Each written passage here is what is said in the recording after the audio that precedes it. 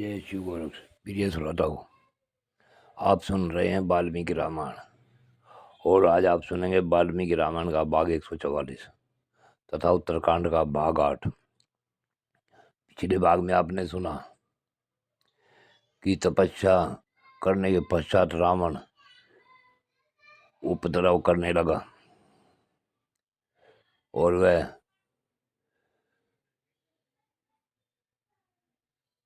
अनेक प्रकार के अन्याय करता हुआ देवताओं और ऋषियों को परेशान करने लगा।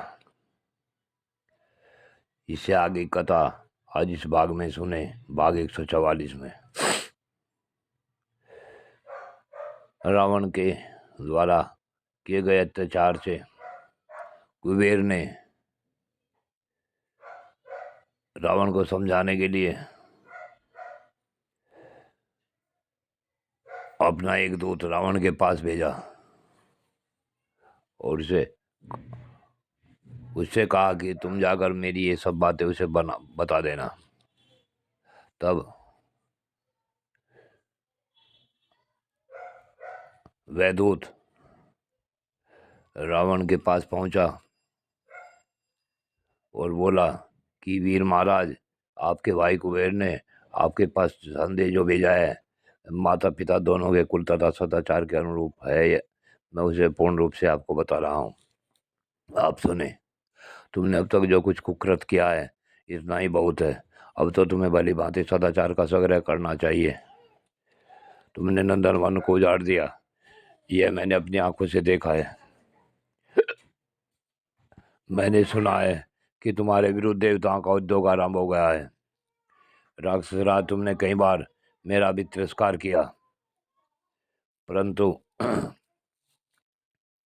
मैंने फिर भी छोटा भाई होने के नाते, तुम छोटे भाई हो इसलिए मैंने तुम पर कोई क्रोध नहीं किया।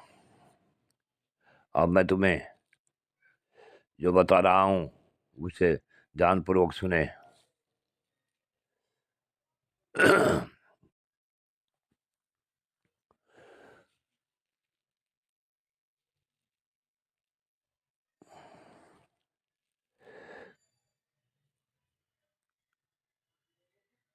देवी पार्वती के रूप पर दृष्टिपात करने से, देवी के प्रभाव से तुम्हारा रावण से कुबेर बोला कि अब तक तुमने अपने कुल में कलंक लगाने वाले पाप कर्म के संसर्ग से जो कार्य किए उनसे दूर हट जाओ। ऋषि समुदाय सहित देवता तुम्हारे वध का उपाय सोच रहे हैं। दूत के मुंह से ऐसी बात सुन 10 गिरा रावण के नेत्र क्रोध से लाल हो गए। वह हाथ मलता हुआ और दांत पीस कर बोला, दूत, तू जो कुछ कह रहा है उसका अभिप्राय मैंने समझ लिया। अब तू जीवित रह सकता और न ये भाई जिसने तुझे यहाँ भेजा है। वन रक्षक कुबेर ने जो संदेश दिया है वह मेरे लिए हितकर नहीं है। वह मूड मुझे डराने के लिए महादेव जी के साथ अपनी मित्रता की कथा सुना रहा है। तूने जो बात यहाँ कही है यह मेरे लिए सहन करने योग्य नहीं है। कुबेर मेरे बड़े भाई हैं, अतः उनका वध करना उचित नहीं है। ऐसा समझकर ही मैंने आज तक उन्हें क्षमा किया हुआ है, परंतु इस समय उनकी बात सुनकर मैंने यह निश्चय कर लिया है कि मैं अपने बाहुबल का भरोसा करके तीनों लोगों को जीतूंगा। इसी मुहूर्त में मैं एक के ही अपराध से उन चारों लोकपालों को यमलोक पहुंचाऊंगा। और लंकेश रावण ने तलवार से उस दूत के 2 टुकड़े कर डाले और उसकी लाश उसने दुरात्मा राक्षसों को खाने के लिए दे दी। अगस्त जी कहते हैं कि हे रघुनंदन, हे श्री राम, बल के अभिमान से सदा उन्मत्त रहने वाला रावण महोदर, परस्त, मारी, सुख, सारण तथा सदा युद्ध की अभिलाषा रखने वाले वीर धूम्राक्षिन 6 मंत्रियों के साथ लंका में प्रस्थित हुआ। बहुत से नगरों, नदियों, पर्वतों, वनों को लांघकर वह 2 ही घड़ी में कैलाश पर्वत पर जा पहुंचा। वहां जाकर उन्हें उनके भाई का सारा अभिप्राय यह कह सुनाया। उस समय यक्षराज की सेनाएं समुद्र के समान शुभ हो उठी। उनके वेग से वे पर्वत हिलता सा जान पड़ा। तदनंतर यक्षों और राक्षसों में घमासान युद्ध छिड़ गया। वहाँ रावण के वे सचिव व्यथित हो उठे। अपनी सेना की दुर्दशा देख निशाचर दशग्रीव बार बार हर्षवर्धक सिंहनाद करके रोषपूर्वक यक्षों की ओर दौड़ा। राक्षस राज के जो सचिव थे वे बड़े भयंकर पराक्रमी थे। उनमें से एक एक सचिव हजार हजार यक्षों से युद्ध करने लगा। उस समय यक्ष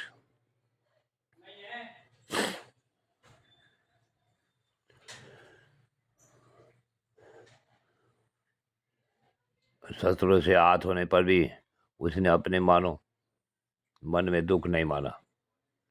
उस महाकाय निशाचर ने कालदंड के समान भयंकर कदम उठाकर यक्षों की सेना में प्रवेश किया और उन्हें यमलोक पहुंचाना आरंभ कर दिया। कितने यक्ष शस्त्रों के आघात से अंग भंग हो जाने के कारण सम्रांगण में धराशायी हो गए। कितने ही रणभूमि में कुपितों अपने तीखे दांतों से होठ दबाए हुए थे। श्री राम इसी बीच में कुबेर का भेजा हुआ संदेश संयोधक कंटक नामक कोई यक्ष वहां पहुंचा। उसके साथ बहुत से सेना और सवारियां थी। उसने आते ही भगवान विष्णु की भांति चक्र से रणभूमि में मारीच पर प्रहार किया। उससे घायल होकर वह राक्षस कैलाश से नीचे पृथ्वी पर गिर पड़ा। होश में आने पर निशाचर मारीच विश्राम करके लौटा और उस यक्ष के साथ युद्ध करने लगा। तब वह यक्ष भाग खड़ा हुआ। महाराज श्री राम जब निशाचर दशग्रीव किले के फाटक के भीतर प्रवेश करने लगा तब सूर्यभानु नामक द्वारपाल ने उसे रोका। जब यक्ष के रोकने पर वे निशाचर न रुका और भीतर प्रविष्ट होगा तब द्वारपाल ने फाटक में लगे हुए एक खंबे को उखाड़कर उसे दशग्रीव के ऊपर दे मारा। उसके शरीर से रक्त की धारा बहने लगी।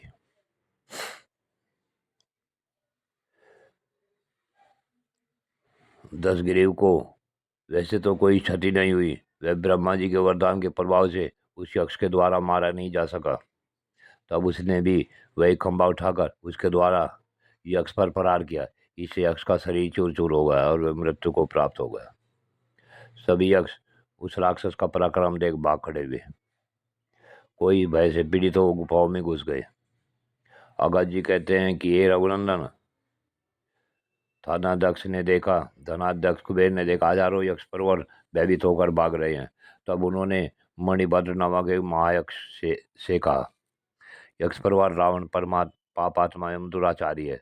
तुम उसे मार डालो और युद्ध में शोभा पाने वाले वीर यक्षों को शरण दो, उनकी रक्षा करो। तब महाबाहु मणिभद्र अत्यंत दुर्जय वीर थे। कुबेर की उस आज्ञा पाकर वे 4000 यक्षों की सेना साथ ले फाटक पर गए और राक्षसों के साथ युद्ध करने लगे। उस तुमुल युद्ध को देखकर देवता गंधर्व तथा ब्रह्मवादी ऋषि भी बड़े आश्चर्य में पड़ गए। उस रणभूमि में प्रस्थ ने 1000 यक्षों का संहार कर डाला। फिर महोदर ने दूसरे 1000 प्रशंसनीय यक्षों का विनाश किया। इस प्रकार कुपित हुए रणोन्मुख मारीच ने पलक मारते मारते से 2000 यक्षों को धराशायी कर डाला। पुरुष सिंह कहाँ यक्षों का सरलतापूर्वक युद्ध और कहाँ राक्षसों का मायामय संग्राम। वे अपने माया बल के भरोसे ही यक्षों की अपेक्षा अधिक शक्तिशाली सिद्ध हुए। फिर मणिभद्र ने भी गदा घुमाकर उसे राक्षस धूम्राक्ष के मस्तक पर दे मारा। उसकी चोट से व्याकुल लोग धूम्राक्ष धरती पर गिर पड़ा। धूम्राक्ष को गदा की चोट से घायल एवं खून से लथपथ होकर पृथ्वी पर पड़ा देख दशमुख रावण ने रणभूमि में मणिभद्र पर दावा किया। दशानन को क्रोध में भरकर दावा करते देख यक्षपरवर मणिभद्र ने उसके ऊपर 3 शक्तियों द्वारा प्रहार किया। चोट खाकर रावण ने रणभूमि में मणिभद्र के मुकुट पर वार किया। उसके उस प्रहार से उसका मुकुट खिसक कर बगल में आ गया। तब से मणिभद्र यक्ष पार्श्व भूमि से नाम से प्रसिद्ध है। मामना मणिभद्र यक्ष युद्ध से भाग चले। राजन, उनके युद्ध से मुक्त होते ही उस पर्वत पर राक्षस का मानसिंह नाद सब और फैल गया। इस प्रकार धन के स्वामी गदावधारी कुबेर दूर से आते दिखाई दिए। उनके साथ सुख और प्रोष्ठपद नामक मंत्री तथा शंख और पदम नामक धन के अधिष्ठाता देवता भी थे। उस अपने भाई रावण को युद्ध में उपस्थित एक बुद्धिमान कुबेर ने ब्रह्मा जी के कुल में उत्पन्न हुए पुरुष के योग बात कही। ये दुर्बुद्धि दशगिरी, मेरे मना करने पर भी जब इस समय तुम समझ नहीं रहे हो, किंतु आगे चलकर जब इस कुकर्म का फल पाओगे और नरक में पड़ोगे, उस समय मेरी बात तुम्हारे समझ में आएगी।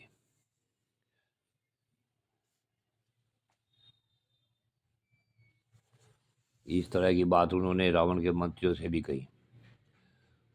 फिर उन पर शस्त्रों का प्रहार किया। इससे आहत होकर वे मारीच आदि सब राक्षस युद्ध से मुंह मोड़कर भाग गए। श्री राम तत्पश्चात वे दोनों यक्ष और राक्षस कुबेर तथा रावण दोनों उन महासमर में एक दूसरे पर प्रहार करने लगे, परंतु दोनों में से कोई भी न तो घबराता था न थकता ही था। उस समय कुबेर ने रावण पर आग्नेयास्त्र का प्रयोग किया, परंतु राक्षस राज रावण ने वरुणास्त्र के द्वारा उसके उसी अस्त्र को शांत कर दिया। उसके बाद उस राक्षस राज ने राक्षसी माया का आश्रय लिया और कुबेर का नाश करने के लिए लाखों रूप धारण कर लिए। इस प्रकार वह बहुत से रूप प्रकट करता था। वे रूप ही दिखाई देते थे, वह स्वयं दृष्टि गोचर नहीं होता था। श्री राम तदंतर दशमुख ने एक बहुत बड़ी गदा हाथ में ली और उसे घुमाकर कुबेर के मस्तक पर दे मारा। इस प्रकार रावण द्वारा आहत हो धन के स्वामी कुबेर रथ से ना उठे और व्याकुल हो जड़ से कटे हुए अशोक की भांति पृथ्वी पर गिर पड़े। उसके पश्चात पद्म आदि निधियों के अधिष्ठाता देवताओं ने उन्हें घेर कर उठा लिया और नंदन वन में जाकर चेत करा। इस तरह कुबेर को जीतकर राक्षस राज रावण अपने मन में बहुत प्रसन्न हुआ और अपनी विजय के चिन्ह के रूप में उसने उनका पुष्पक विमान अपने अधिकार में कर लिया। वह देवताओं का ही वाहन था और टूटने फूटने वाला भी नहीं था। सदा देखने में सुंदर और चित्त को प्रसन्न करने वाला था। उसके भीतर अनेक प्रकार के आश्चर्यजनक चित्र थे। अपने पराक्रम से जीते हुए उस इच्छानुसार चलने वाले विमान पर आरूढ़ हुआ अत्यंत खोटी बुद्धि वाला राजा रावण अहंकार के अधिष्ठाता के ऐसा मानने लगा कि मैंने तीनों लोकों को जीत लिया। इस प्रकार वैष्णव वर्ण देव को पराजित करके वह कैलाश से नीचे उतरा। जय शिव गोरक्ष। प्रिय श्रोताओं, आगे की कथा अगले भाग में।